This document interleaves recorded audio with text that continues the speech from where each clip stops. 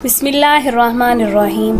अस्सलामुअलैकुम नाज़रीन, आप देख रहे हैं मेरा YouTube channel learning of Islam. आज की इस वीडियो में हम सब्र का एक अजीब वाक़या आपके लिए पेश करते हैं, तो वीडियो में हमारे साथ अंत तक लाजमी बने रहिएगा। नाजरीन, अब्दुल्ला बिन मोहम्मद जहादी महम के सिलसिले में मिस्र के एक साहिली इलाके में मुकीम था। टहलता हुआ एक बार साहिल समंदर पर जा निकला। वहाँ देखा कि खेमे में हाथ पाँव से माजूर और आंखों की बेनाई से महरूम एक शख्स पड़ा हुआ है। उसके जिस्म में सिर्फ उसकी जुबान सलामत है। एक तरफ उसकी ये हालत है और दूसरी तरफ वो बाआवाज बुलंद कह रहा है, मेरे रब, मुझे अपनी नेमतों पर शुक्र की तौफीक अता फरमा। मुझे तूने अपनी मखलूक में से बहुत सौ पर फजीलत और फौकियत बख्शी है। इस फौकियत पर मुझे अपनी हम्दो सनाह की तौफीक अता फरमा। नाजरीन, अब्दुल्ला ने ये दुआ सुनी, बड़ी हैरत हुई।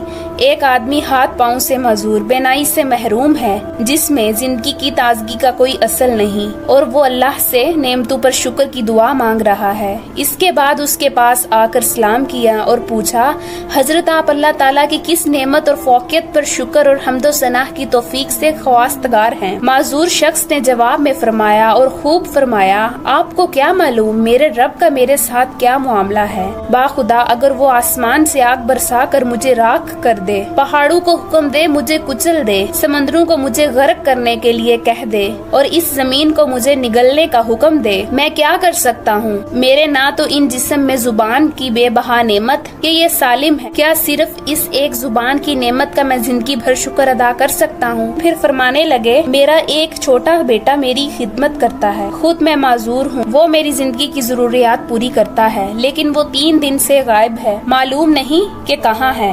आप उसका पता कर लें तो मेहरबानी होगी। ऐसे साबिर और शाकिर और मोहताज इंसान खिदमत से बढ़कर और क्या सआदत होगी। अब्दुल्ला ने बयाबान में इसकी तलाश शुरू की तो ये दर्दनाक मंजर देखा कि मिट्टी के 2 तोदों के दरमियान एक लड़के की लाश पड़ी हुई है, जिसे जगह जगह से दरिंदों और परिंदों ने नोच रखा है। ये उसी माजूर शख्स के बेटे की लाश थी। इस मासूम की लाश को इस तरह बेगौर और कफन देखकर अब्दुल्ला की आंखों में आंसू भर आए और ये फिक्र लाहक हुई कि के माजूर वालिद को इसकी अलमनाक हादसे की इतला कैसे दें। उनके पास गए और लंबी तमहीद के बाद उन्हें इतला कर दी। बेटे की वहशतनाक मौत से कौन होगा जिसका जिगर पारा पारा ना होगा। वो खबर सुनकर माजूर वालिद की आंखों से आंसू रवा हुए, दिल पर गमों के बादल छा गए तो आंखों से अश्कों की बरसात हो गई। ये भी अल्लाह ताला की एक नेमत है कि गम का गुबार अश्कों में ढल कर निकल जाता है। शिकवा शिकायत की बजाय फरमाने लगे, हम तो सताइश उसी जात के लिए हैं जिसने मेरी औलाद को नाफरमान पैदा नहीं किया और उसे जहन्नम का ईंधन बनने से बचाया। फिर इन्ना लिल्लाह पड़ा और उसकी रूह परवाज कर गई। उनको इस तरह अचानक मौत पर अब्दुल्लाह के जब्त के सारे बंधन टूट गए और वो फूट फूट कर रोने लगा। कुछ लोग इस तरफ निकले, रोने की आवाज सुनी, खैमे में दाखिल हुए। मैयत के चेहरे से कपड़ा हटाया तो उससे लिपट के कोई हाथ चूमता, कोई आंखों को बोसा देता।